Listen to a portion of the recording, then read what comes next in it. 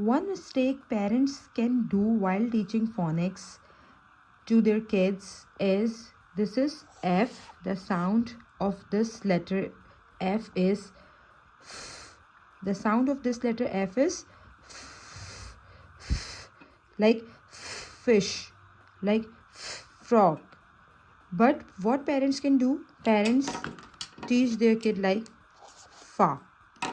The sound of this is fa, which is not correct. The sound of this letter is, and similarly goes with the letter S. The sound of this letter is s, snake, snail. Okay, but what parents can teach their kid? Sa, which is wrong. The letter is S and the sound is